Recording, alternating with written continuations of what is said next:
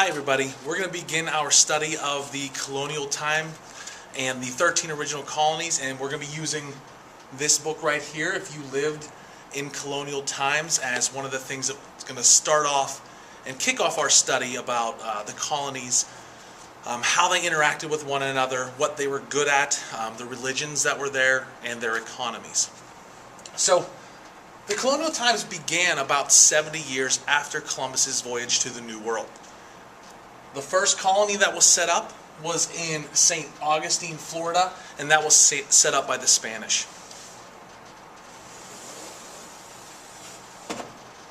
The first permanent English colony was set up in Jamestown, Virginia in 1607. That is thought of as the first original of the 13 colonies.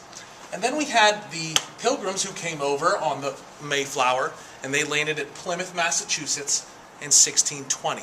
And at this point, that's when all the colonization of the Americas really started taking off.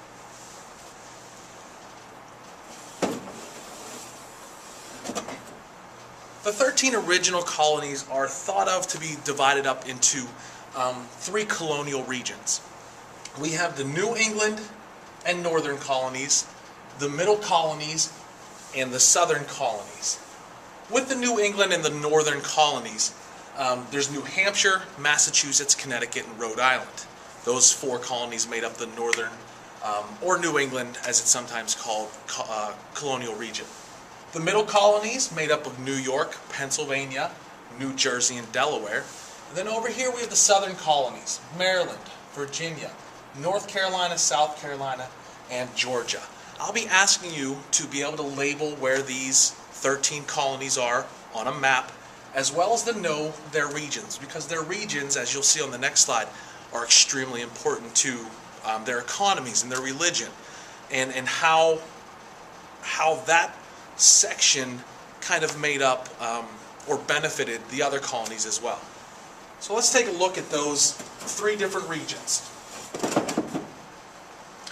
The New England colonies, up there in New England, off the coast of the Atlantic Ocean, the soil was not good for farming. It was very rocky, and with those colonies being so close to the ocean, the soil sometimes was a little salty, and it wasn't good for growing crops.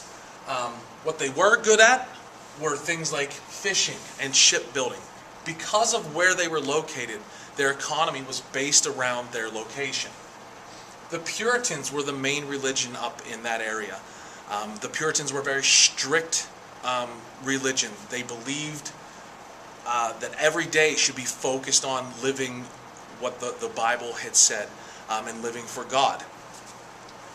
The Middle colonies, the climate was ideal for agriculture and farming.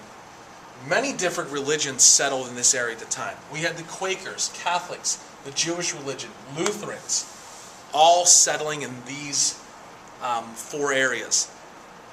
The economy, farming, as we set up here with agriculture and farming, but also in bigger cities like Philadelphia and Boston. You could have been a craftsman, you could have been a silversmith, or a blacksmith, or a wig maker. There's a lot of different types of jobs you could have had. As you will see when we get into this book, there's a series of plenty of different jobs that you'll take a look at and decide if it's something that maybe you would have pursued if you were living back then. Down in the southern colonies, the climate again was ideal for farming. We had Catholics, Baptists, and Presbyterians settling down in that area. And the economy, mainly agriculture. The southern colonies and where the people lived down there was really widely spread out. So they had plenty of time or plenty of room to grow things like rice, indigo, tobacco, and cotton. We will spend some time exploring these 13 colonies, but not in depth. We're not going to take a look at every single individual colony. Instead, what we're going to do is kind of take a look at what the typical life or the typical day in the life of a colonial child, such as yourself, would be like. We're going to talk about things like education, their appearance, what were religious days or Sundays like. So we're going to be taking a look at those in future videos.